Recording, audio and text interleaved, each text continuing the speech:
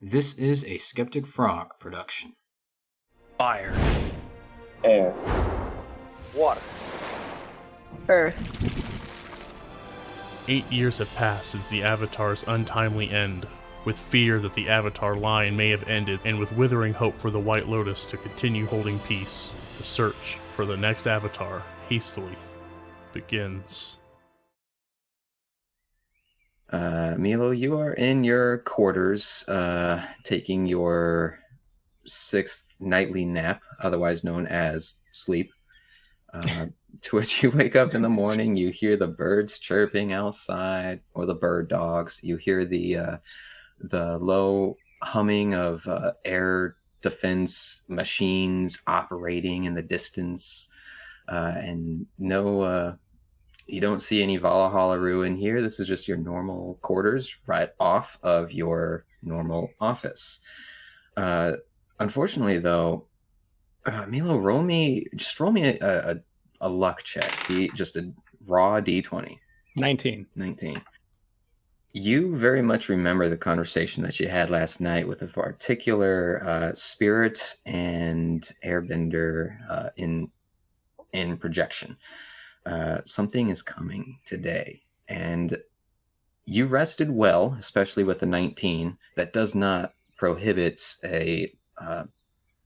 this unease that you feel today, sort of like that feeling you get with a calm before a storm, as you wake up this morning, rested, but with a tinge of nervousness. As you wake up and get yourself ready, you're hearing a knock at your door, and through the other side, you hear your favorite good old pal, Bandon, go, General Meelo, are you awake? Well, I am now. I'm so sorry, sir. I didn't mean to wake you. It's okay. I had to get up anyways. Well, yeah, we've got a couple guests here that came by last night while you were taking your meditation. Am I familiar with these guests, or are they new faces? No, you're very familiar with them. We've got what was it? The White Lotus members. Ah, yes. Good. Is Yaang with them? Yeah, he's actually over where Tenzin is. And Meelo, you know that your mother and father, when they passed away, were buried on Air Temple Island. It was one of the requests that Tenzin had. It's actually right nearby. Anybody that has watched Legend of Korra, those boards that are supposed to be like airbending training exercises, both of their tombstones are near that, like a small little garden area with those tombstones there. Wonderful. Okay. And I picture Meelo like getting dressed at this point. Like he was in the process of getting dressed when he heard the knocking at his door. So he continues to get dressed, and he says, "I'll be just a few moments then if you'd like to inform them. Also offer to bring them tea or breakfast or whatever we have laying around at this point of the day." All right, sir. So it's all right if I wake them? He looks out the window. Is it like early? I imagine Meelo probably gets up early. You know, he's the general here. He's an older guy. Both of those scream early riser to me. Yeah, that's fair. You are seeing the sun cresting over the mountains. That it's honestly a pretty beautiful view of Republic City that you see the sunrise coming, casting over the mountaintops, kind of shading still Republic City while you get that nice orange sun or sky before it rises even higher. Then Meelo will say, "Oh, maybe they need their rest. We'll do drills this morning and see if that naturally wakes them up." Yes, sir. Right away, sir. Yes, rally the troops. Will do. And you hear him pit-patter off. And Meelo's going to finish getting dressed, and he's going to, set the troops into some morning drills to get them prepared and ready for the day. Okay. As you get yourself ready, you head on outside, and you've got your second in command that comes up. We've never discussed this person before because I just made them up. And they walk up to you with a clipboard, and they're the type of person that has that face that's always like squinted, like their eyes are never fully open. They just walk up with a clipboard next to you and say, "All right, so what drills will they be doing today?" Oh, I think we can do the standard. Let's start with push-ups, sit-ups, a jog, and then flight maneuvers. "Yes, sir, you heard the man!" And he rings a bell or something, I don't know, or like a avatar bell. And they all begin to do this. But Meelo, is there anything going on in your mind as you're watching your men do these procedures and these drills? Yeah, he's thinking about the day ahead. He definitely, I think the last time you and I met, one of the things on his mind was like he needs to catch up with his brother, Rohan, especially with the news he's recently received that something's coming to the city. So part of this drill is just to like make sure everyone at the base is alive and awake. But it's also giving him a little bit of time to think about what's to come and how he wants to handle this. So he's just kind of sorting out his daily plans, I suppose. Okay. And would you say it was pretty late in the afternoon, dusk, maybe a little bit after that, when you had your conversation with the news that you got last night? Do you think that you would have been able to mention this to your troops at the time, or are you just not doing that at all, you think? I'm thinking he's a bit concerned about raising panic. I guess he knows his troops can handle it and should be alerted that something's incoming, but he doesn't want word to reach the city without being able to talk to his brother first. Okay. So he's mostly just going them through the drills to make sure that they're ready if something happens before he can make an announcement, but he hasn't formally told them yet, I think. Okay, yeah, that's totally fair. We can cut to Kevin waking up in the morning, hearing the sounds of whistles and bells and troops patting on the ground and jogging about and getting these procedures ready. You hear that through the window of the room that you are in at Air Temple Island. As you're hearing it, roll me a d20, Kevin. 8. 8? Okay. You rested not very well. You obviously still get the same mechanical benefits of getting a full rest, but you are having dreams tonight of those things just aren't sitting right with you at this moment. You know, you kept having these dreams like, what's going on with your mother at the Southern Water Tribe? And Kevin, I want to ask, how are you feeling getting up and getting ready? What's going on in your head as you're hearing these drills take place outside? This is going to be one long day. Really, I hope this plan works. That's fair. I really hope you don't get that crazy woman guards soldiers there. Yeah. In the words of the great Kevin, it's just one of those days. Mm-hmm. So you get yourself up and ready. Is there anything that you want to do once you get dressed and prepared for the day? I'm going to call home, try to get either hold of my father or a hold of Vanna, where everyone can answer the phone, to make sure they're caught up, and 2, know where we are, so don't worry. Okay, so you want to call your father or Vanna. You begin to ring the telephone. You find one within Air Temple, within the Air Temple Islands temple. There isn't one in every single room because that's just, they live a minimalistic lifestyle, but you do eventually find one somewhere. You give a quick call and the phone rings for a little bit. And as the phone gets picked up, you hear somebody else on the other line. Sorry. Yes, hello. Hello, Vanna. No, this is Z. Hey, Z. Hello. Who is this? Hey, this is Kevin. Oh, Kevin. Hi. What's going on? I was hoping to either talk to my father or Vanna. Well, everyone is still in bed at the moment. I'm the only one that's up that I can tell so far. But I can relay a message. Okay, tell them me and Yaang we're on Air Temple Island. If they're asking where we are, and I hope Vanna remember our conversation. Well, I'm not her, so I can't guarantee that, but I can definitely tell you that I can relay that message for you. Gotcha. And DM, does this person I'm talking to, do they know about what's transpiring or no? You know who Z is. Z Okay. is Torque's right-hand man, basically. I mean, she's a woman, but he calls her his right-hand man. She was there when you guys got introduced into the White Lotus Society and got your sashes. She's there whenever you guys call the White Lotus School. This is the person that you talk to on the other end more often than I not. was saying home, like in like the house where me and like my dad and Vanna are at. I I was know. wondering why Z was there. I know.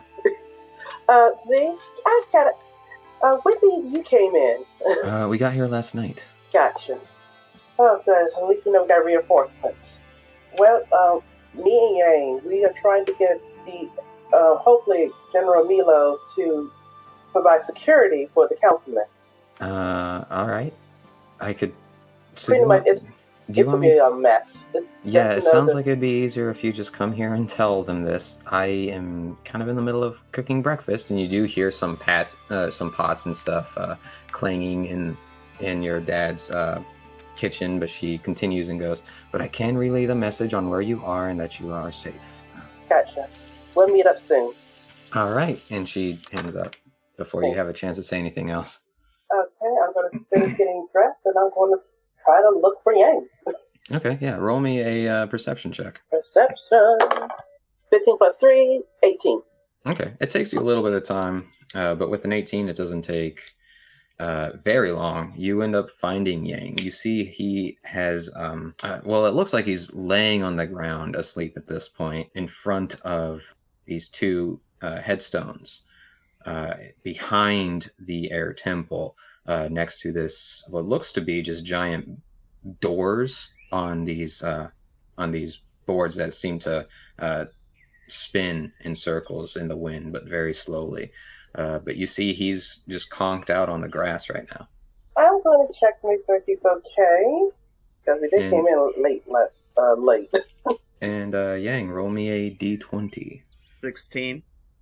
16. You had a pretty good sleep. You did fall asleep later than Kevin for sure, because Kevin just conked out as soon as he got here, and you spent your time kind of just meditating and resting. You know, you just keep playing back moments that's happened this past day in your mind. You hear the moments that Dante was saying things like, you know, just because other people have hurt you doesn't mean that I should be the one to get hurt by it, and stuff like that. You see the moments when you met the president and it wasn't as good of an exchange as you wanted it to be, and you feel these moments kind of go through your head, but this looming sense of dread, much like with Meelo, how he felt, you just feel like something is off today, like something doesn't sit right with you today, even though you feel rested and good.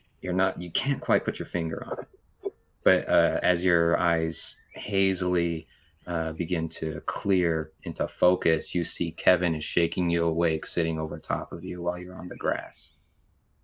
Morning. Wakey, wakey, eggs and bakey. No, thank you. Good you woke. I'm kind of surprised that you're not sleeping with Arrow. I needed to come out here for a moment and Understandable. meditate. Today's the day. I look up into the sky quizzically with some concern as well. Yeah, it is. Maybe that's what I'm feeling right now. That's fine, General Meelo.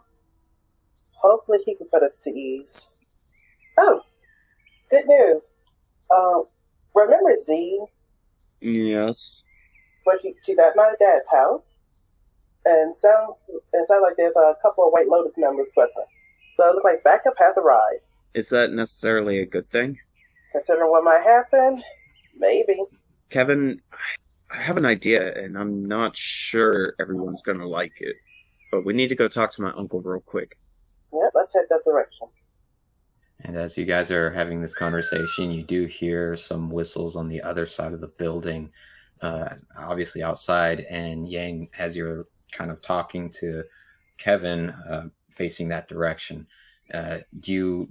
your eyes just happen to see some what looks like airbender exercises in the sky right now. You see some airbenders flying and doing some maneuvers in the air.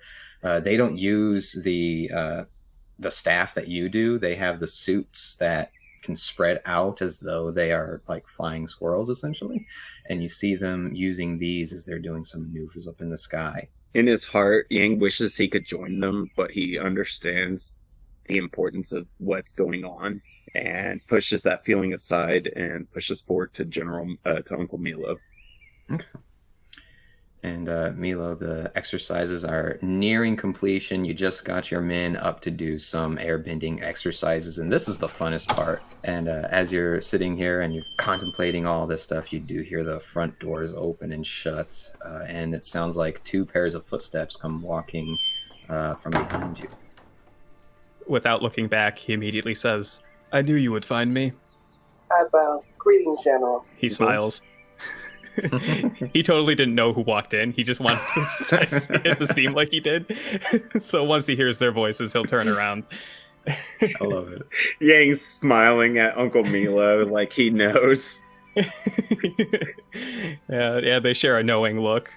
And Meelo says, yes, I heard that you have arrived last night. Welcome back. Thank you. We have some concerns. Well, pretty much about today's events. Is this a good spot to tell you, or you want to talk more in private? Are the others still sleeping? Do you want to involve them in the conversation? It's just the 2 of us.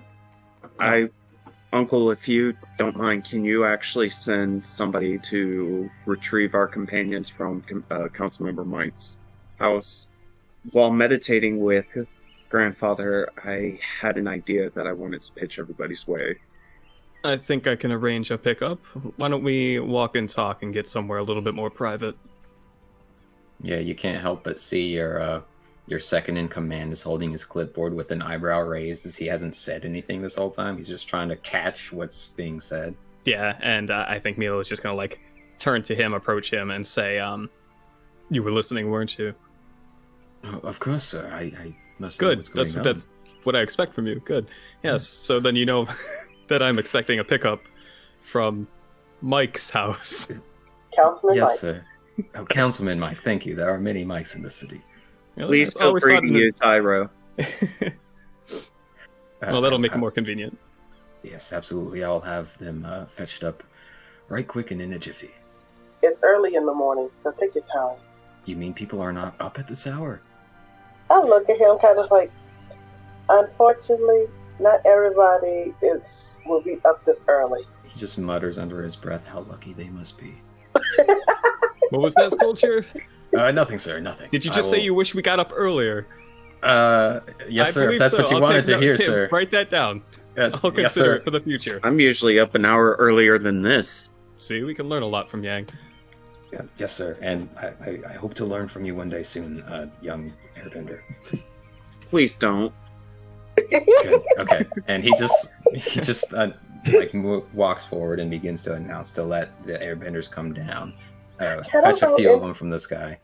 Had a road inside to see if he's kind of moaning or complaining along as he's leaving us. You don't need to. You can still kind of hear his mumbling.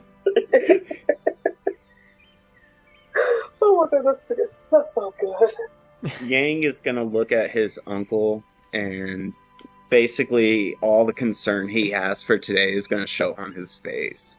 And I think Meelo would just immediately picks up on that and responds, saying, "So you can tell that something's supposed to happen soon, too, huh?" Yes, sir. I'm just hoping it's the information we have regarding 2 separate plots against the council and president. 2 of them. Yes. Are we in a private spot? We'll walk. And Meelo will lead the way to his office. Yang is basically going to say, we need the assistance of your troops and yourself. The council and the president, and I put disdain in that same word, refuse to listen to the threat that's being taken against them. However, we were just informed of the plot against the council ourselves, and we made haste to be here. As you know, the White Lotus have no power or abilities to do anything within the city. And the civilians are going to be at risk if these revoltists do attack. As far as we know, the president is asking assistance from the military. We hoping those when we call for a military, calling for you, not the general. From what Uncle Rohan told me, and I say that with looseness, the other council member, the general with the chi blockers, is going to provide security. I would love for the airbenders to protect the civilians. Yes. Well, it just so happens that I had penciled into my schedule a meeting with my brother today. So, chances are good that I'll be on hand. Do you know any more information about what is to transpire? I look at Kevin. As far as we know, there's possibly 2 attacks, around the exact same time. Around the same time. So do you have a where? During the president's speech. Mm-hmm. The ones that are going to attack the president, they're going to be earthbenders wearing masks. They're going to try not to use any bending.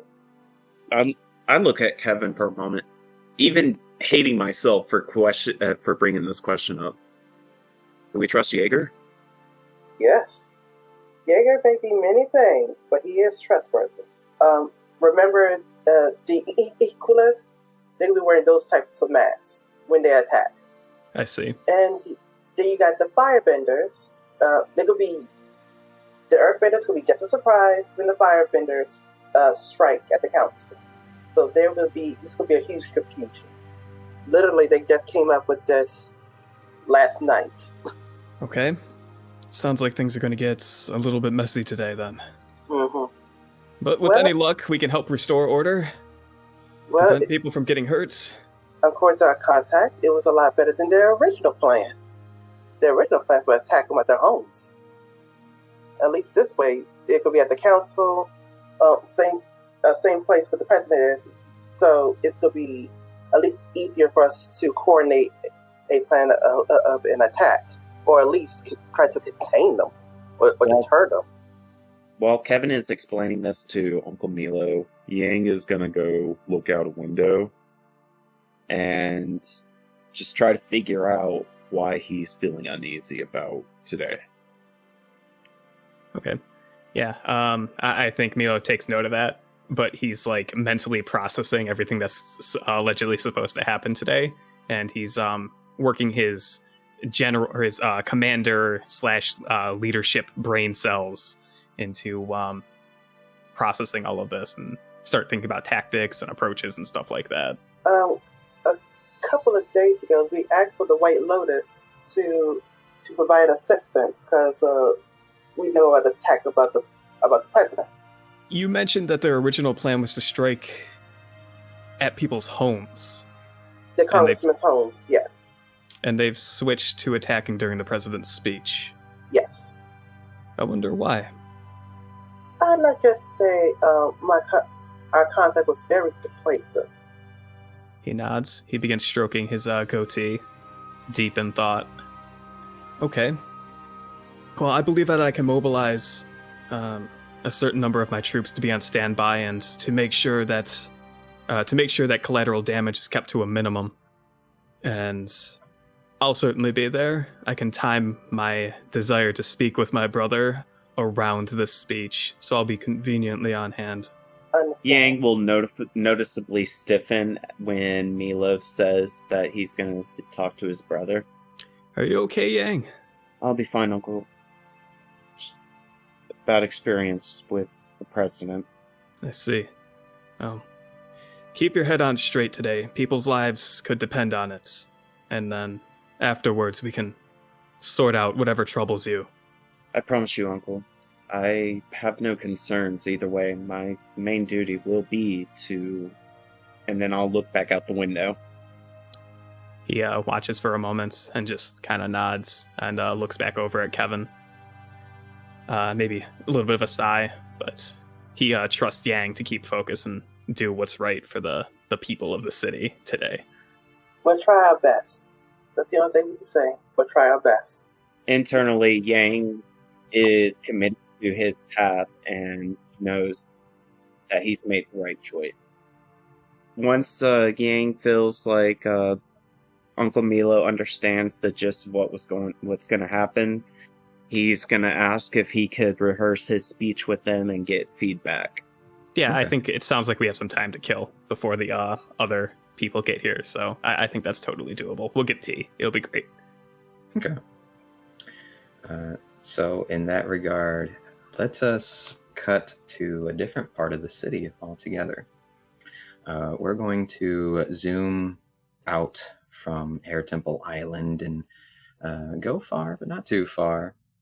We are reaching, surprisingly, to the waters of the bay here, where Air Temple Island is, diving deep underground, under the water, and then through the ground to where we now meet up with Rina in the hideout that she has found for herself because of her, a special friend of the past, I guess you can say.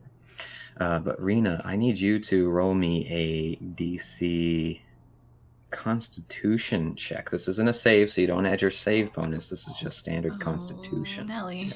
This is a little different from everybody else's rolls. 18 plus 5. Okay, good. You wake up, you feel better than you did last night, that's for sure. You don't get any of the convulsions in your chest or anything like that. But though you do feel a little bit of unease, just because you know what today is, you know what the plan is, and all the events that should be transpiring today. Waking up, you already hear and can sense the presence of multiple bodies in this hideout of your sisters, where you hear her kind of muffled speech as the door to this room that you are in is shut, and you tell me, Rina, what's going on in your head? You know exactly what I told you, but how are you feeling? What is going on? Well, boy howdy. Taro's like really tired, like from all the fights that have been happening, and then the whole your spirit's broken, whoops. But she's also like, she can't really focus on that today, so she's trying to put all that thought about her spirit being broken aside and try to focus on the president and what's happening today. Okay. So I can see you get up, you get yourself ready for the day, you get all your clothes, all your disguise ready and all this whatnot. You see that your sister has already provided you with what looks like a mask of Amon that you see resting on one of the pieces of furniture inside this room for you, with the dim light of what looks like a lantern hanging just above you. And as you get ready and you open the door, you see roughly 75 earthbenders all in this room, crowded into this giant space. And anybody that has seen Teenage Mutant Ninja Turtles, the live action films where they found this underground subway hideout that was like abandoned long ago, that's essentially what this room looks like. And you see this crowd of people as your sister Eva is directing everybody and kind of pointing out weapons and masks and stuff. And she finally turns to you after you've kind of got lost in thought thinking about watching your little sister like this, and she comes up to you with a smile on her face, gives you a hug, and goes, Rina, you're finally awake. Are you feeling any better? I've never been peachier. Well, no, I have. That's a lie. I'm fine. Don't worry about me. Okay. Yes, today's Did it's a you busy day. sleep at all? A little bit. I got enough. And she does kind of wipe a bit of Okay. tiredness from her eyes because today it's a big day. It's a big day. We can't rest as much as we would like, I guess. Tara's gonna smile, like a sad kind of smile, and like rub her shoulder, be like, well, listen, you're great, you're amazing, look at you, you're a natural born leader, unlike me. Oh, you're a leader. I can see it in your eyes. Do you need glasses, honey? Well, let me try yours. You want these? Yeah, sure. Okay. Jesus. Yeah, I was gonna say, like, I see nothing changed. Wow. Yeah. I take it this is part of the whole, what was the name, Taro? The whole Taro thing that you made up? Yeah. Yeah. Taro. That's her. She wears glasses. Interesting. Okay, You and pop the she hands them lenses back out. to you. Oh, goodness. But listen, if there's anybody that comes to you asking questions, or you see anybody with this nervousness about them, don't hesitate to work your magic, talk to them. This is a dangerous moment here that we're going to hope to achieve today. And if there's any tinge of hesitation in these men, that could mean life or death. Because I don't know what's going to happen tonight. Or today, I guess. Wow. Jeez. She rubs her forehead a little bit. Couple hours from now. Oh, man. Okay.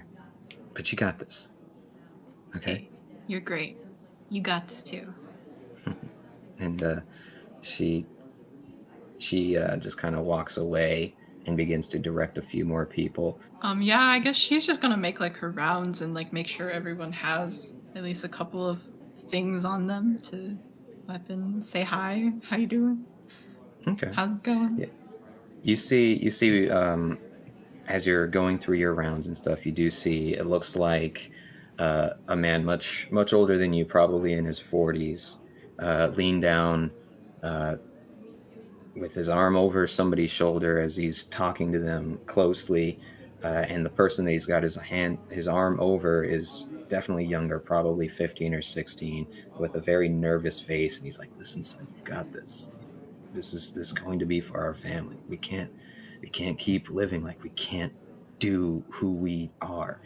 And he looks up to you and just smiles and says, "See, look, even she's ready to go. She's ready to rumble for the sake of our people, for the sake of the city. This is all for the good." And he just, the young guy just looks at you and he goes,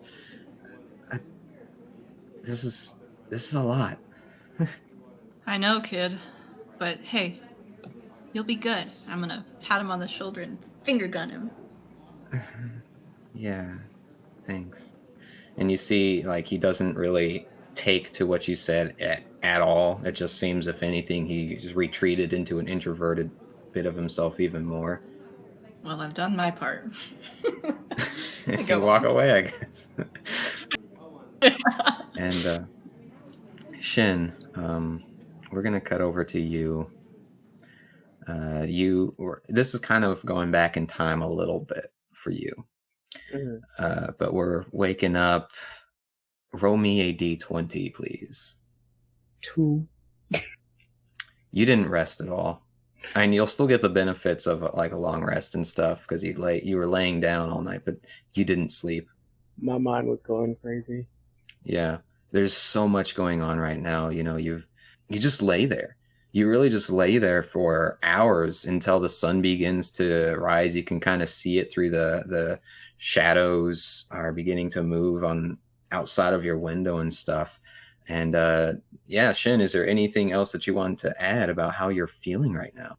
Shit, I'm just laying there thinking, as the sun's finally coming up, it's like, just gotta get through today, and then I can move on to what I actually got to do. And as you're laying there, I could see you kind of just laying on your back, looking up at your ceiling, not really moving, just blankly looking up, processing things. And as you do so, you hear a caw outside of your window, just a little caw, caw. I look up and look out the window. I force myself to get up and go over to the window and open it a Okay. little more. You see it's a messenger hawk. The same design and stuff of the messenger hawks that you've seen any number of times and that we've expressed before. He's got a message on his leg for you. And you can't help but let out this sigh. You know this is not good if you're hearing back from them this soon. But within this note, they've got what looks like a small bit of you on, definitely less than what you're used to with jobs. And I guess that's fair. I mean, you didn't really fulfill the job last time. Yeah. But you're reading the note. It doesn't really say anything in particular. That just says that the man you're looking for, Slick, has another contact within the city, and gives a very brief description that says appearance unknown, location and occupation unknown, only that the name is Eva, and to get information and to cut this tie by any means necessary. Alright, Shin's reading the note, and then now he's got to track down another person, and he's gonna go just get ready for the day.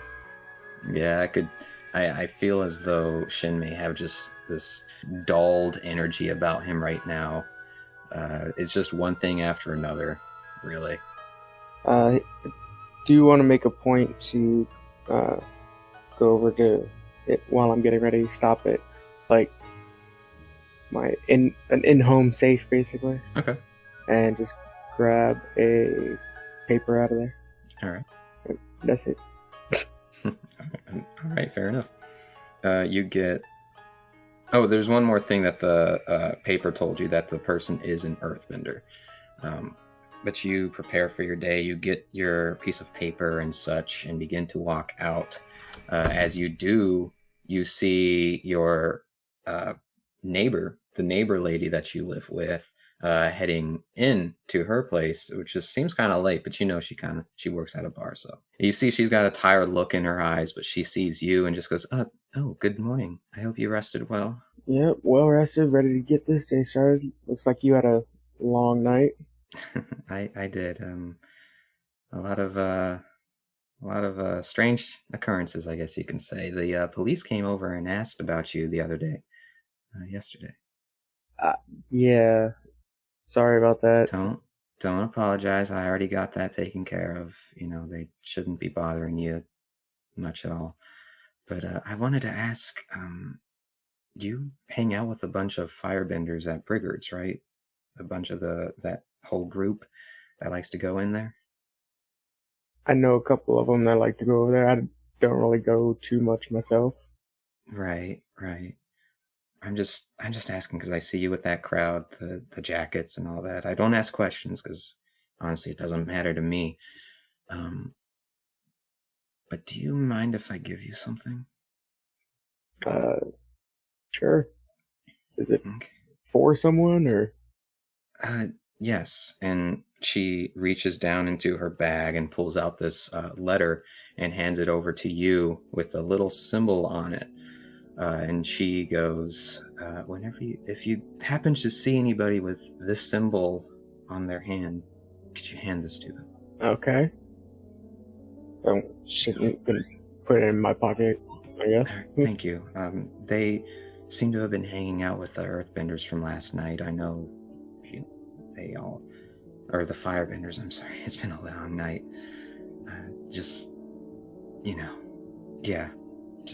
make sure you could get that to them if you get the chance. They got and she begins to describe the person's scars. Looks like they've got this rugged expression, although has a deep, kind of goes like a little over into detail about this person, almost as though she may like know more about them than what you need as a detail. But scars, tall, muscly. Completely making my own suspicions as to why she has so much detail about this person. And that's totally fine. If you want to try to like roll or anything, or give me a bit of insight on what you're talking about. Totally think I'm passing some gift off to someone she has a crush on. Okay. But she describes this person and just goes, "Yeah, you guys are just in the same group, so if you happen to see them, could you hand that to them, please? Yeah, no problem. Thank you. And she just gives this soft smile and opens the door and just goes, "You take care." Yeah. Have a good night. Have a good morning, day, sleep. Yeah, it is night for me. Yeah, for sure. And she shuts the door. And I continue on my way. All right. No second thought to the item that I was just given. Okay. And where are you going? You know you've got your hideout to go to, or the hideout that you need to go to. There's the Earth's crust. Definitely making my way to the Earth's crust first. Okay. You get to the streets. Earth's crust seems relatively closed because it is actually. This is off of the street that the festival takes place on, but it's nearby. And you see a bunch of your guys getting stuff prepped into what looks like to be a stand that you guys kind of like pull or push your way to the festival. You got your own little dedicated spot that you purchased like 6 months ago to let your stand be there for the festival and try to make some money there. And as you walk up, you knock on the door because you know it would be locked at the moment. They don't need people coming in because you guys aren't open. They see who you are, and your friend comes over and opens it, the thin-looking firebender-like guy, and he just goes, "Shin, what's up, man?" Not much. Wanted to see if there's anything you guys need some help with getting ready for today. Well, get some other things done. Yeah, I mean, we got a bunch of stuff going on in here. If you want to help out, get stuff prepped, you can. Are you going to be working with us today, or are you doing your own thing today? I know you asked for this off. I was debating. Oh, okay. If I'm not here, then I'm gonna make my way here at some point. No, that's true. That's fair, man. But yeah. If you want to help out, feel free. No worries. Cool. I'm gonna head in and start helping get ingredients ready, get just prep work and all that. Okay. And as you're prepping within your own little pizza place with a couple of the other guys, they're all giving you just friendly nods. You see one of the new hires is, still kind of reading through the menu real quick to see if he would know how to make anything. They've got, of course, you guys are a pizza place, so you guys do have some kind of oven that can be traveled with the stand too. So you guys aren't handing out cold pizzas or anything. I did kind of give that an oversight. But he's reading through the menu and stuff, and the same guy that opened the door for you kind of like makes his way to you as you guys are all getting stuff prepped.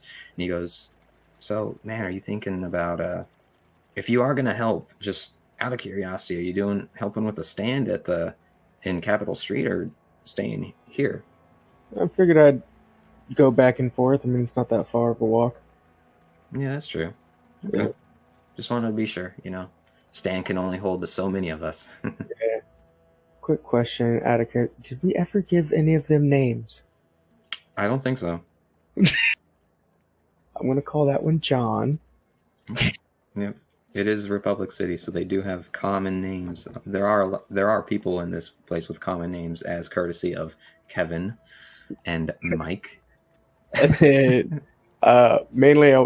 the reason I was asking is I want to go to the one that I usually have handling money, who I'm going to call Mike, just because. Sure. But just want to go over to Mike in the back real quick and just be like, "Hey, Mike, want to talk to you about something real quick." Yeah, dude, what's up? Shin's gonna take the paper that he took out of his safe out of his pocket and like hold it out to him and be like, "This is the deed for Earth's crust. I want you to hold on to it for me."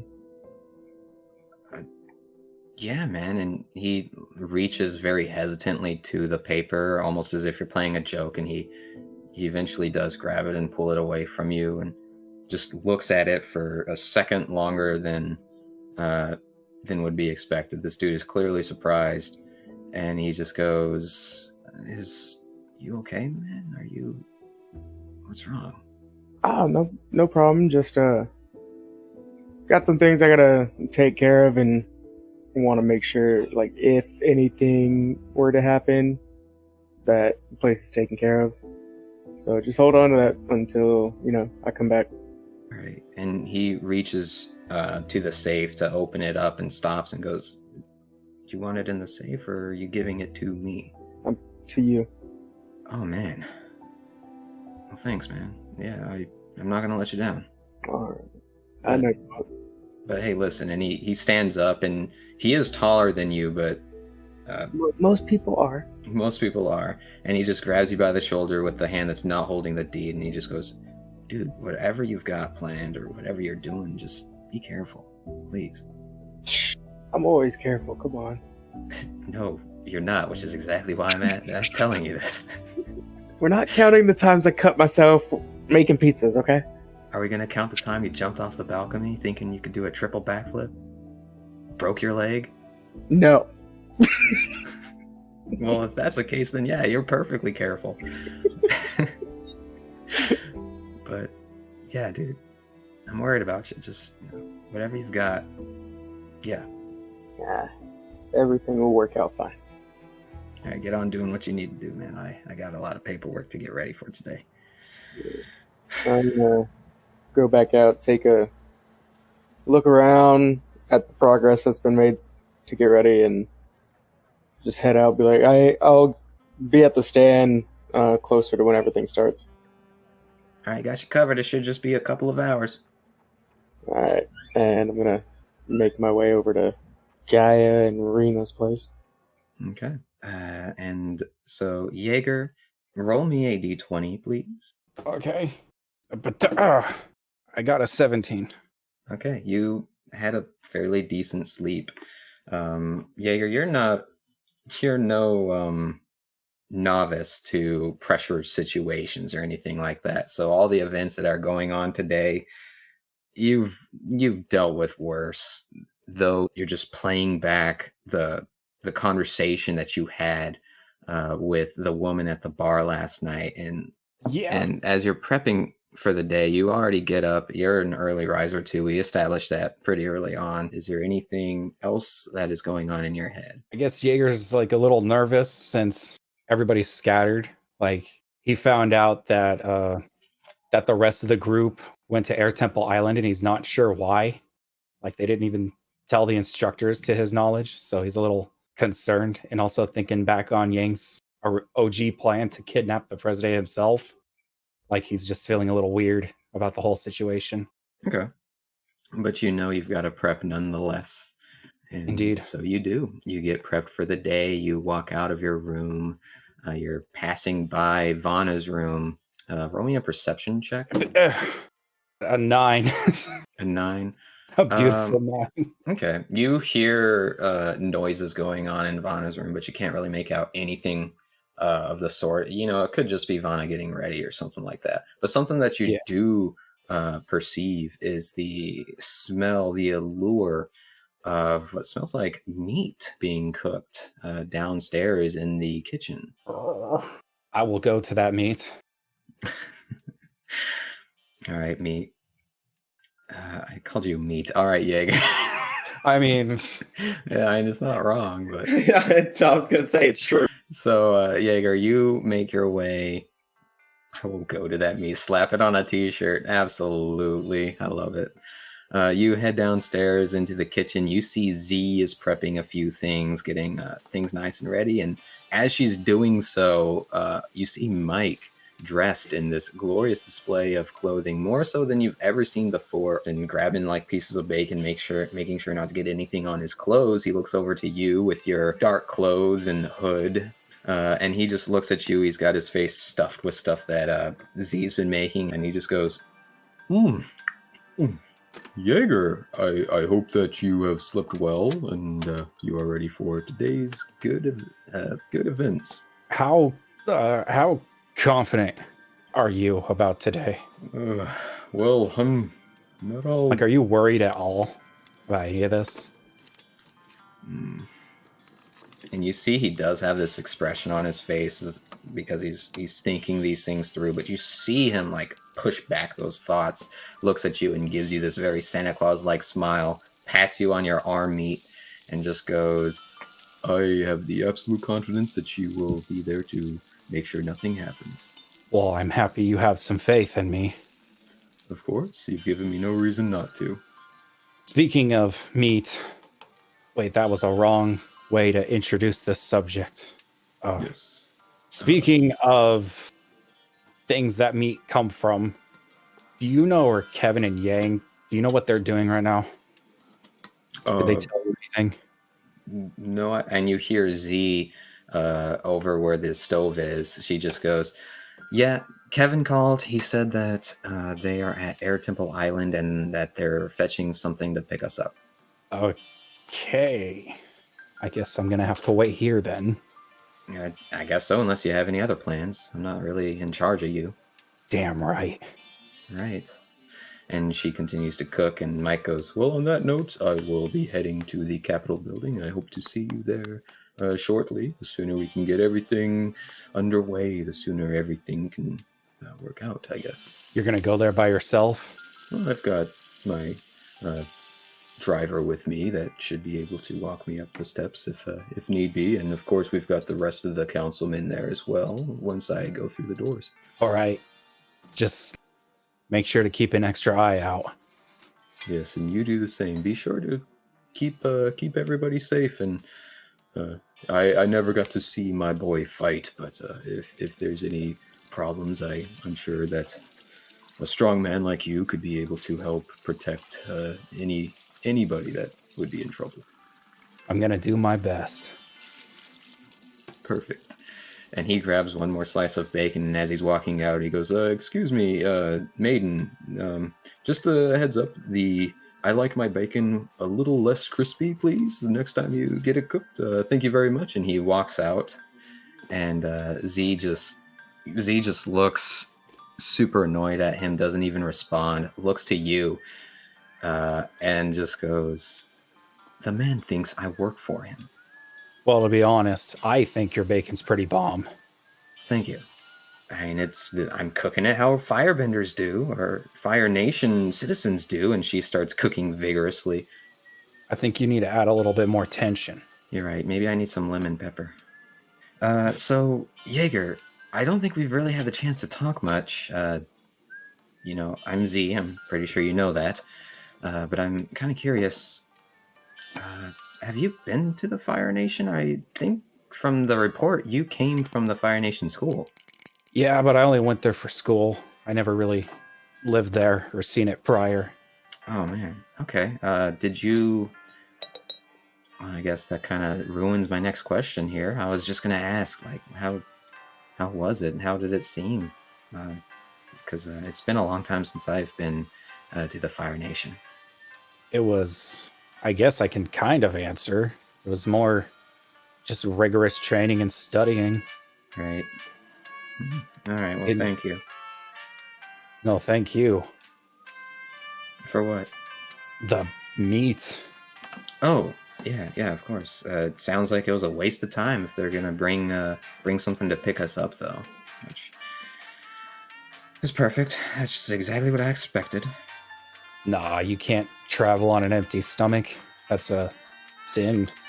Yeah, I guess. Just out of curiosity, have you seen Sean? I didn't see him when we got here. I've only seen Vana, Torque, you, and Mike since I've been back. I have no idea where Sean is. That's weird. Okay. Well, I'm sure he'll be fine. Yeah. Well, I guess I'm gonna wait for them to get here. And I'll be as you guys are having this conversation, as you were saying that you were just gonna wait, you hear Vana and Torque step in somewhat at the same time. Vana comes in, looks to you, Jaeger, smiles, and looks to Z and smiles and just gives politeful bows and just goes, "Good morning, everybody. I hope everybody is well rested and is going to be a big day." And you could say when that. Torque walks in, he just goes, Are we gonna be blessed with Z's fantastic bacon this morning? Oh my gosh, this is a dream come true. Fire Nation style. Fire Nation. I mean, they make the best bacon. I'm not gonna lie. Like, I've been around, and let me tell you, no nation knows how to cook meat better than the Fire Nation. I cannot deny that.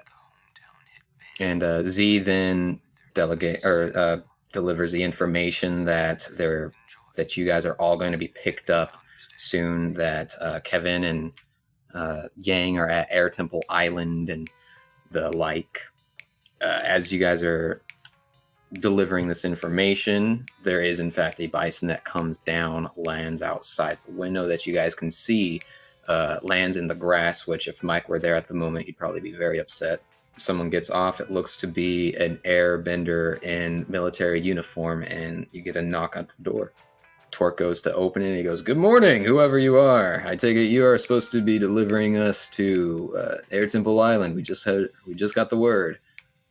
And Jaeger, you see, you met him. You see it's Bandon, and like another airbender is sitting on the bison still, and he goes, "Yeah, hi everybody. Whenever you're ready." Jaeger grabs a couple of meat, a couple pieces of meat, just a couple units of meat, like 2 meats, if you will, and goes over and gets a top of the bison. Okay. And everybody else does. You guys all begin to travel. As the three of you, what are you doing?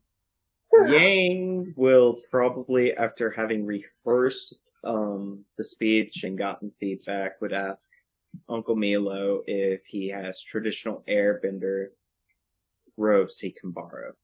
He thinks about it for a moment. Let's see. Yang's also 6 foot tall, right? Is that the thing? They're all 6 feet. Okay. That's insane. Meelo, who I'm pretty sure I said was at least a handful of inches shorter than the main party, thinks on it for a second and says, "I don't think any of my robes would fit you, but we can dig around and see what we have lying around for you." Thank you. I'm just hoping that everything goes well today and we can avoid conflict. Best laid plans. They often go awry. You guys make your way back downstairs outside, and it's around this time that you see the bison landing right near you guys.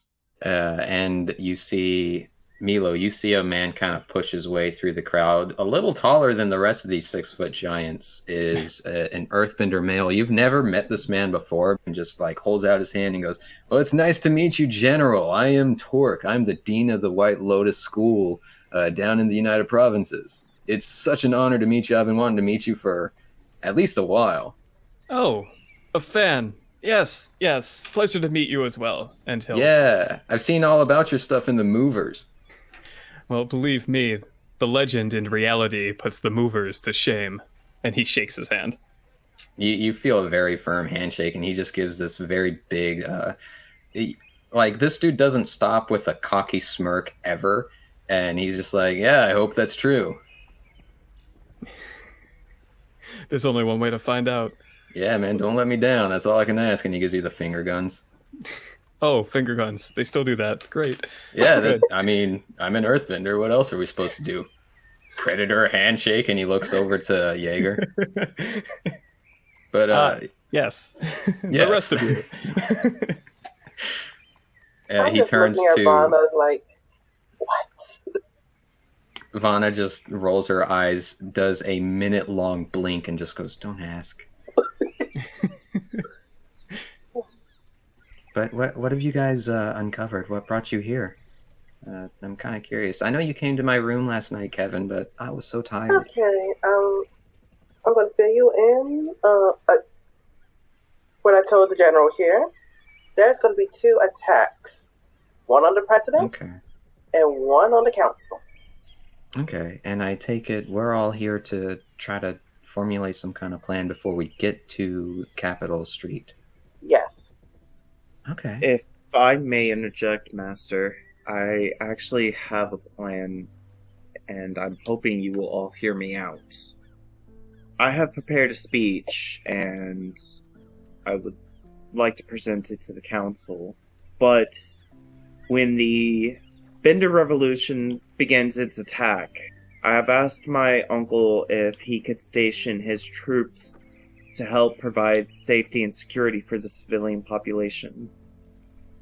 As for us, I'm asking that if we have to fight, we do not use bending. It would help our cause if we are able to defend the council from these benders who just want to be represented. Yeah, my takeaway from all of this, if you don't mind my interjection, and he gives a smirk, everybody just wants their voices heard. So I don't know if their whole point is to hurt people. But I mean, and he looks over to Jaeger and goes, you're expected on the Fire Nation or the Firebender side of this whole thing. So like, you tell me how are they feeling? Well, I got them to postpone it to today. They were going to do it last night.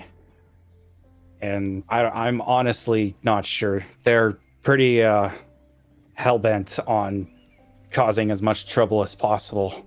Not to mention that one of the council members has an army of chi blockers. It's a bit on the crazy side. And she's currently working with technology to give non-benders the ability to bend. And Meelo, to interject here very quickly, you don't even need to roll for this. You know the general that they're talking about, especially when they mention a little crazy. That is General Sei Li, who is the general to the military of Republic City. So you two kind of do work hand in hand somewhat. Neither of you really know what the other's doing, of course, but if the ground troops can't handle situations, they call you guys in. So you both know each other rather decently. You guys are acquaintances, if anything. And yeah, she's a little mad, but you know she is in the council as well. So she does hold a bit more power than what some would deem comfortable, even. Gasp. Yes. Let's pray that the firebenders that do attack do not use their bending, because that's the last thing we want. Well, the revolt group was really quick to use bending on us. I'm sure they'll probably try to use it there too, and we should expect it. And that's why I'm saying, please feel free to defend yourself. I'm just asking that you do so without bending. It will give us more of a leverage if we try to protect ourselves while still following their laws. That's a fair point, I guess. And he looks over to Meelo. He goes, Meelo! Airbender! Yes, I am both these things. What do you think? Because it looks like we're kind of on a military base of our own here. And so, like, I'm asking, what do you do? Do you mean in general? Or what do I think about the situation at hand? Yeah, let's go with yes. Well, based on the information that's been provided, I want to be on hand to make sure that, at the very least, nothing happens to my brother. But I am also going to bring in troops of my own to be stationed to ensure the safety of civilians. To that extent, I intend to do both of these things within the full capacity of my powers. I think that if push comes to shove and things get dangerous, I'd much rather everyone here use any tools at their disposal to stay alive. But if Yaang believes it prudent to hold back and attempt to take action and defend while avoiding using bending, then I trust the boy. As long as the citizens are safe, that is my priority. I don't care if you guys need to use bending to save yourselves and whatnot. My priority is and always will be the people, the citizens. If we can get them safe, that's exactly where we need to be. If things do pop off, this place, it's gonna be madness. You can have a crowd of people which all cluster in one small space, go to probably stampede over each other, try to get safety. Yeah, and we can't have that. Or at least, I mean, we can't control that, but at the very least, I can say that we can't we can't let that be a hindrance to their safety. So we're going to have to find something that we can do to get them to safety, because I don't trust what they're going to do. You know, I don't trust what those benders are going to do. Anything's possible today. Our priority is going to be those people. I mean, even the council can take care of themselves. If one of them is crazy but in the military or whatever you were saying, like, they can handle themselves. I'm worried about the people. Agreed. I think large part our focus should be on enforcing peace and security. Yeah, see, I like this guy. He knows what I'm talking about. So I guess our next question is, where are you guys going to be? And he points to the White Lotus groups. I will be giving a speech to the council and hoping that my words will not fall on deaf ears. I too will be with you, Yaang. But Jaeger, are you going to be with us or are you going to be with the Firebenders? I don't think I'm going to be with either. I think I'm going to try to get into the crowd early. Kevin nods. Okay, and Oh, where is she? Meelo, what did you do with Taro? Yaang looks at Jaeger.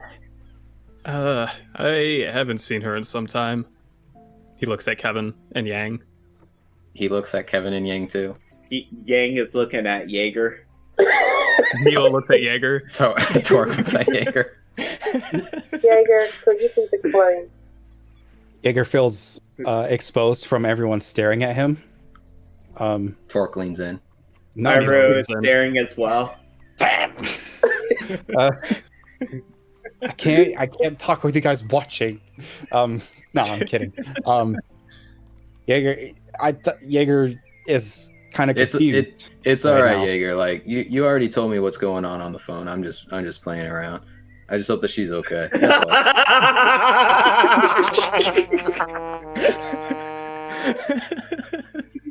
Jaeger breathes a little bit. Well, you don't want to do that too much. Could hyperventilate. I know words. Yaang looks genuinely surprised. All right, so it sounds like we've got everything worked out. Where do you want us three? Any kind of gestures to Torque, Vanna, and Z? If you could be in the crowd as well and help the crowd in the event that there is conflict, that would be great. Yeah, Torque, I was going to say, I think you'd be very vital in the crowd. I think you could, when worst comes to worst, I think your duty should be to separate the crowd from the other benders. Okay, yeah, I could do that. I could be in the crowd. I'm very inconspicuous. I hope you're more inconspicuous than Vanna is. Yeah, I mean, she kind of stands out, and we all look to the shortest member of the group, where Vanna goes, I think it would be safer if at least one of us is in the council room with the two of you. I don't think it's safe having just... I mean, don't get me wrong, I trust both of you, but at the same time... Master Vanna? Yeah? If innocent people are hurt, I ask that you and Kevin be the exception to your bending, and that you help aid those who are injured. I honestly fear that between a mad general and an upset bender group, there will be conflict. I'm hoping not. I'm hoping that my words will allow the council to see reason. But you, with your healing mastery, will be able to help civilians who are injured or anyone who is injured. Please have faith in us. Okay. No, that's right. That's fair. I guess then, yeah, I can be in the crowd. And Torque speaks up and goes, but Z, I mean, she can be with you guys. That's cool, right? You guys don't have a problem with her? And he just puts his hand on her head and like nods it as he's like, you guys don't have a problem with her? Actually, we would welcome Z's assistance. Yeah, she can do more than just cook bacon, I can promise. Z, quick question for you. Are you a bender? No. Then, actually, you're actually perfect for a meeting with the council, because they were wondering what can non-benders get from the White Lotus. I can be in the group with you guys if you want. I can do martial arts. I have training and stuff, so I am not defenseless. I can do what you guys need. So, like, what is this speech? Is this a festival? Like, how many people are going to be there, usually? That's a good question. Frog, let me know. Yeah, every year the president tries to hold some kind of speech that basically is just like, company meetings where they try to give out like what's gone on in the months or year of like how well it's done and stuff like that, or progress that can be made or has been made. That's essentially what he does every year.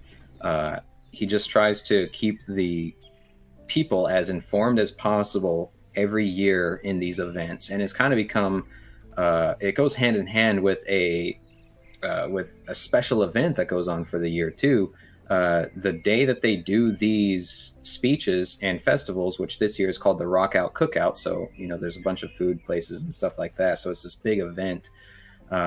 This is also the anniversary day of when Republic City was founded, which is why this day out of the year was chosen for these speeches, to kind of commemorate the unit, like the idea of what the city was built for, to create a place of peace and harmony. And the best way to do that is, in this terms of harmony, is to have these speeches to keep people as in the loop of the city as possible. So it's become this huge thing, as well as technically a holiday. So me as a player thinking, it's like they were the Independence Day. Not so much a Independence Day, because they never demanded independence from anybody. It's more of what I mean, like this like a is going to founding sound day. really cheesy. It's going to sound really cheesy, Meelo, but it's more of like a day of remembrance. I was just about to say, it sounds like Remembrance Day to me. A little bit, which it's just a coincidence, I promise. I'm sure. I'm kidding. But yeah, that's essentially what the whole design is. And what Rina said in the chat is very much a good way of putting it. It's a state of the nation is essentially what these speeches are, and it's a big festival time. Nice. Okay. Yeah. Rather than repeating that, I'm just going to say Meelo reiterates that information to the group. Okay. And so Torque just kind of nods for a second longer than you think he should, and just goes, "All right. So it sounds like there's going to be a lot of people there." My main concern are the chi blockers. That's not a problem. He just looks to all the other benders who are in silence. At the end of the day, we have to do what we feel is right for the entire situation. So I do feel right being with the crowd of people. I'm sure Vanda feels the same. You guys feel right being with the council, and Meelo, you feel right with your airbending and whooshes and stuff. So nailed it. Whooshes. Thank you. Whooshes and fwas and whatever you guys do. You breathing. And at the end of the day, as long as we make sure no one's hurt, that's all that matters. It doesn't matter where everybody is. And by the way, I've done a lot of planned preparations. The second something goes awry, things just really go awry anyway. So we can't worry about the semantics, just worry about our common goal. Plans are only as good as their first step, and we have our first step. Exactly. This guy gets it. I like him. It's at this point that Yaang begins to wonder where Sokka is, because he had hoped to hear back from Master Zhang, at least. Yeah, that's right. I forgot you sent out the bird. You do see the bird is with Iroh. He still has the note on his leg. He wasn't able to find him. Huh. I guess Master Zhang's not in the city. I don't know. I'm not in control of that old bastard. I think we should all get ready for today and get into our relative positions as quickly as possible. I am going to change into something more appropriate for this meeting, even if it will be uncomfortable. If you all excuse me. Right. And as Yaang leaves, Meelo's going to just nod to the group and excuse himself too, because he's going to go show Yaang where to maybe they can dig up some of his family's old stuff to see if there's a robe that fits. Okay. Yeah, that makes sense. Yeah. And anybody else, what are you guys doing to get ready? Because it sounds like after these minor preparations, you guys are heading out. Jaeger needs to talk to Torque one-on-one. Okay. You see Torque is, of all things, working with the air defense, doing the 200 push-ups, 200 sit-ups, 200 squats, and 20-kilometer run. He's right there with them. He just likes to work out. So this is his form of preparation. Okay, well, Jaeger's gonna approach him and call him a meathead.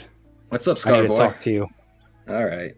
And he earthpins himself up and walks over to you. What's up? So, before Shang left, Mm-hmm. he introduced a new technique to me. As you're talking to him, he's still doing squats. That's weird. What? Jaeger No, also just does keep squats. talking. Just keep talking. All right, cool. I feel like this technique is going to turn the tide should the need arise. Okay. But I've never fully done it before. And if it gets out of hand, I need you to be ready to encase whatever comes out. I think I know the one you're talking about. And you see he does stop his squats, and his face just changes as you were talking about this, and he goes, "Is this the that fire what is it, the fire snake thing?" Yeah. You need to be very careful with that move. That's what I'm saying. I don't That's trust why it. I need your help. I don't trust that thing.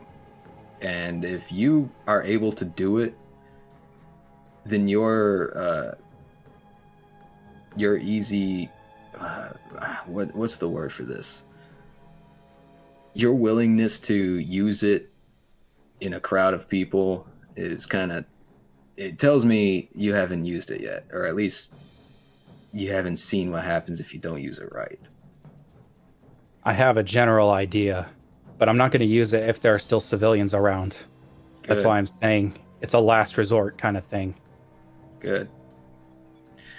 Well, listen, man, you know your skills better than I do. If you feel like you need to do it, then go ahead, and I will do what I need to do. But that thing is a strong move.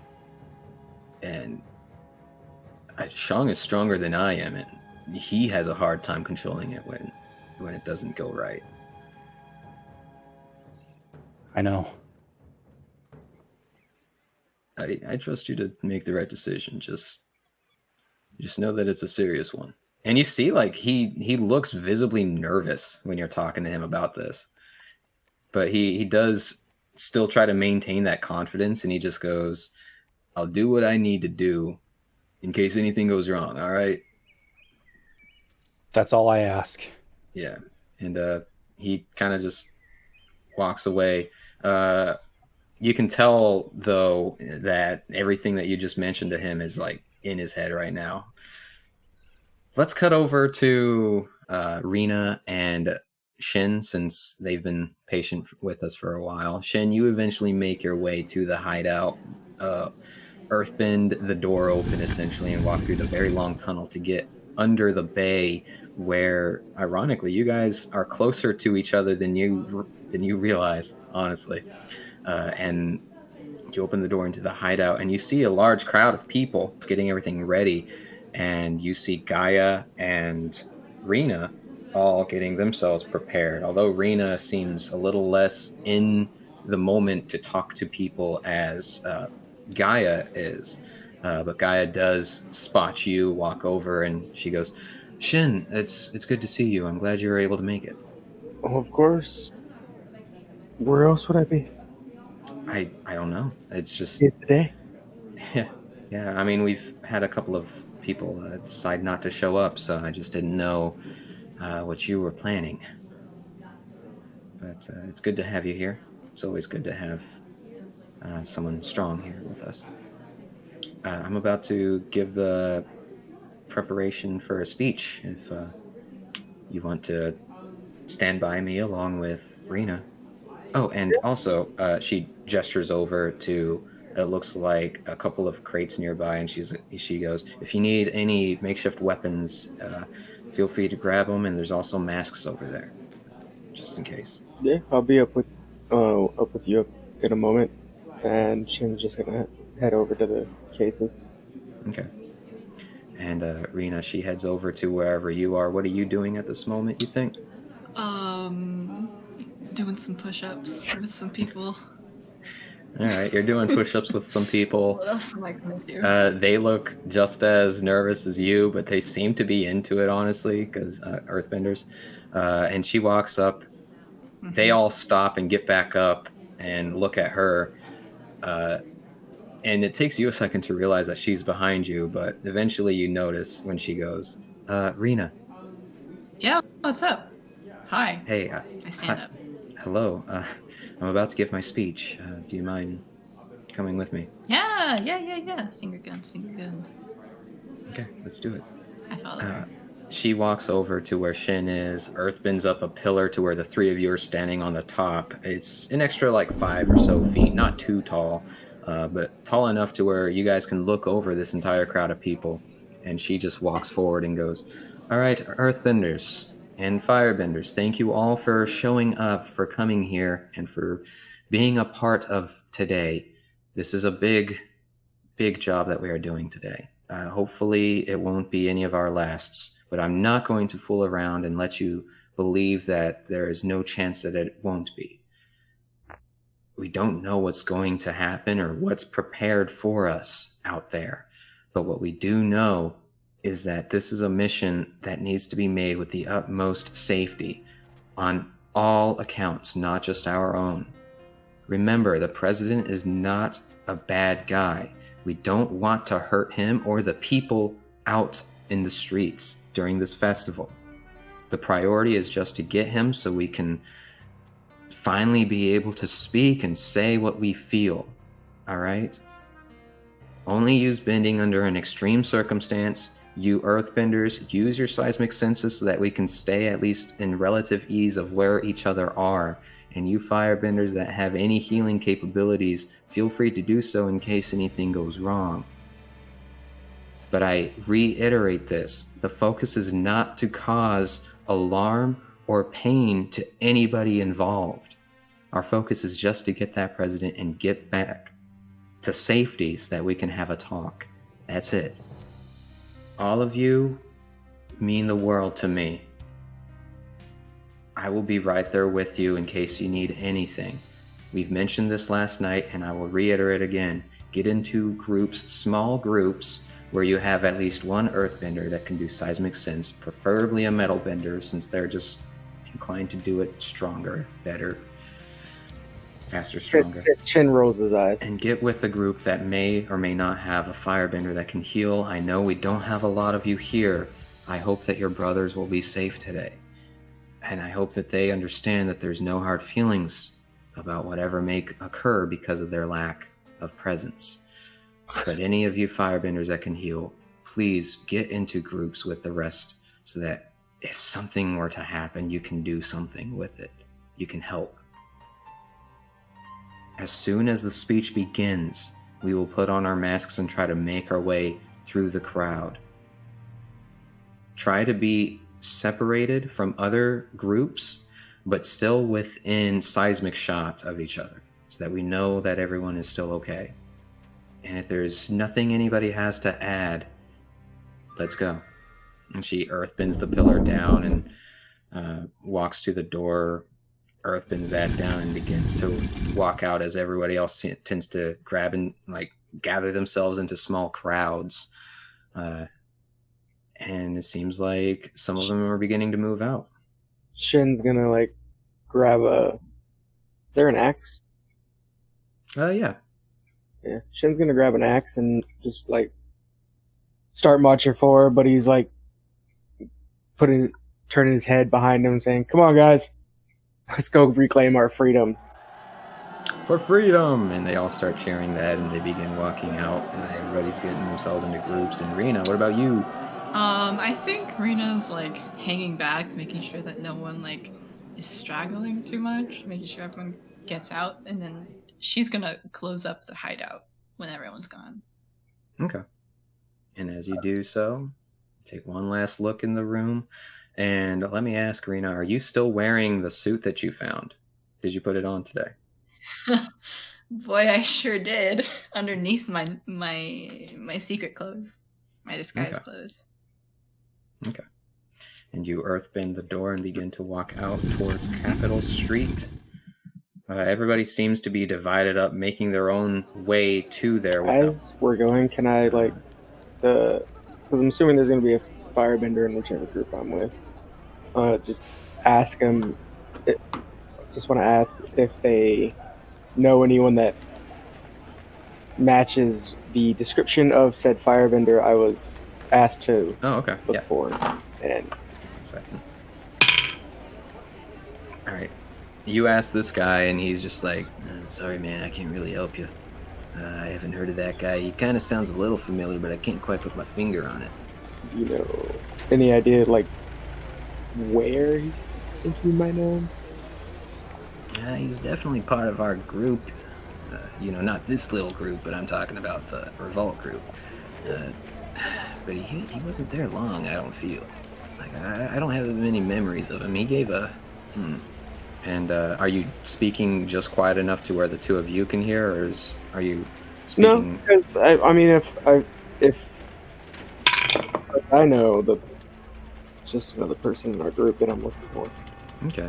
And one of the other members in this group comes up to you and he goes, hey, that description sounds familiar. He's the guy that gave that speech the other night. It sounds like big old scars and muscly guy. Speech? Yeah, you weren't there for that yet. I think you came in after he left. But he came in with our new boss. With Rina. I think so. And Firebender's like, yeah, that sounds about right. Yeah, that's probably why I can't remember him too well. Didn't get enough of a chance to talk to him. I'm gonna look around for Rina as we're walking. Alright, make a perception check. And I guess this is more like a luck check just to see. Either way, it's a 20 on my dice. Well, yep. Rina did not only go the same direction that you went, but you see her like 4 crowds behind you. I'm gonna drop back. You found me. Oh no. Just gonna slowly drop back. My plan. Hello. What's up? Rina, you just told you came in. When you came in, you were with Firebender with a bunch of scars on him, and do you know where I can find him after this?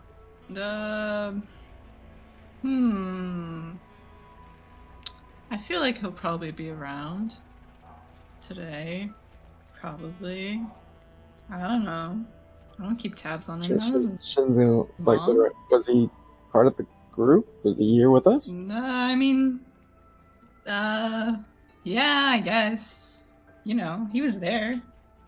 So. I mean, is he here with us now? Like, why else would he be? Oh, here? No, he's not here right now. Yeah. Why? You got a crush on him? Nah, someone asked me to give him something. Oh, what is it? A love note? An engagement ring? Ain't my life. I just asked doing someone a solid. I don't know, man. Not his mama. Alright, figured I'd ask. And I'm gonna continue on. Okay. The whole crowd makes their way eventually, but we're going to focus on the two of you guys specifically, makes your way to Capitol Street. And good lordy, there's a lot of people. You see, as you got closer, there seems to be a thicker and thicker crowd of just people. You're hearing sounds of music playing. You're smelling food in the air. You see one of those little dragon costumes where it takes 8 people to wear it, and they dance around the street as the crowd is just grouped in.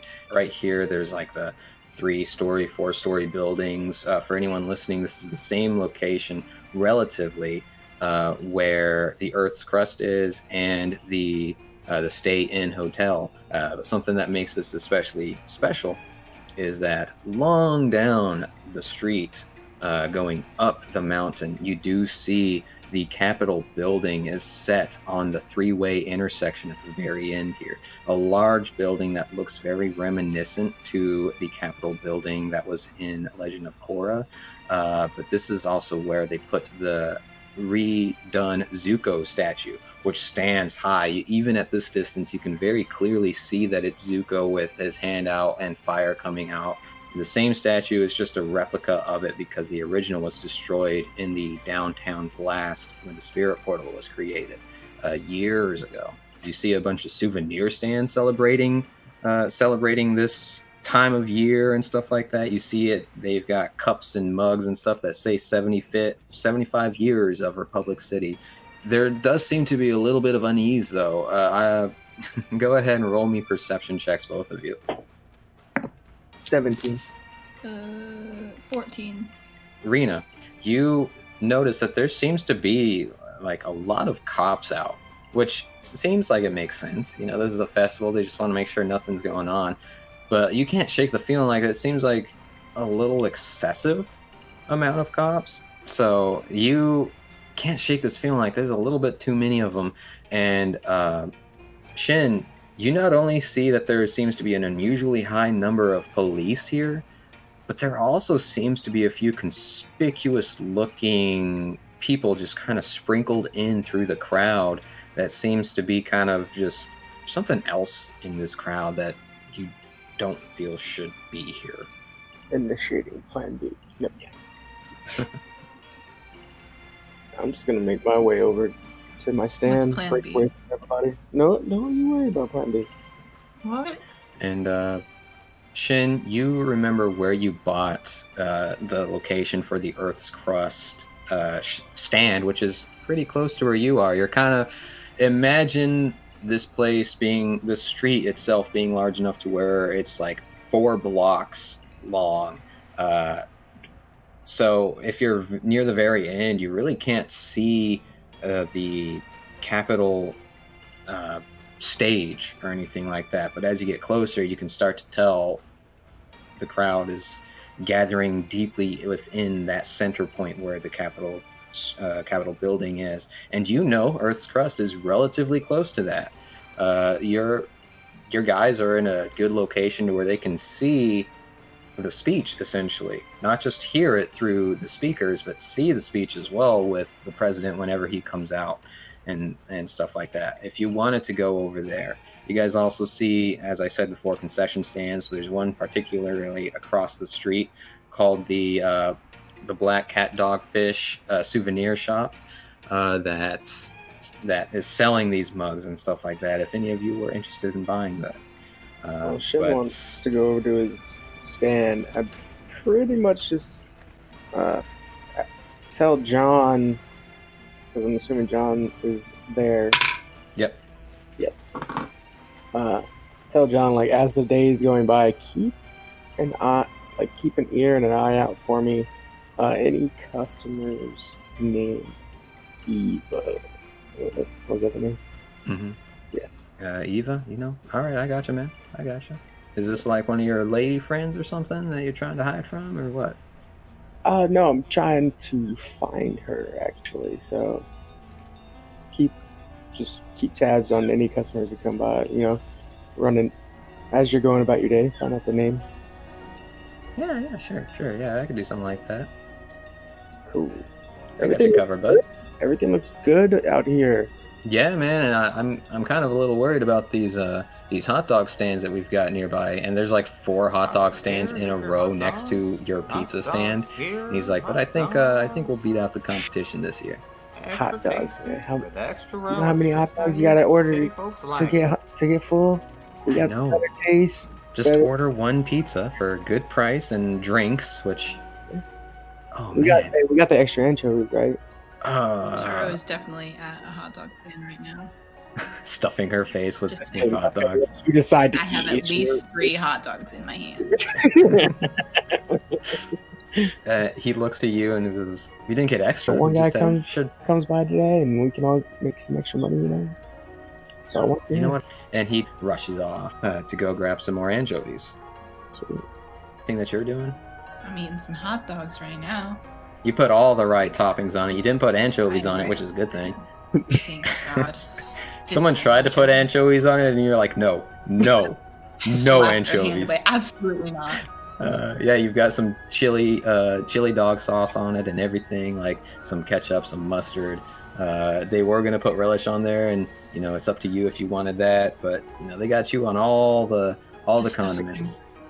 You swat the relish away. They're like, come on. All this food is on the ground. Rina walks away in this destructive chaos that is food that has been slapped to the ground. What kind of uncivilized people put relish on their hot dogs? Hello?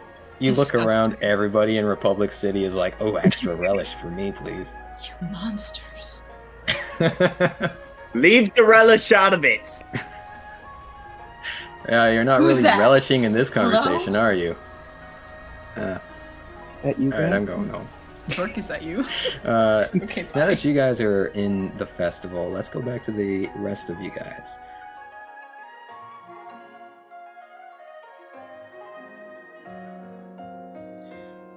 Thank you, everybody, for listening to Book 1 Search, Episode 37, Where the Trails Lead.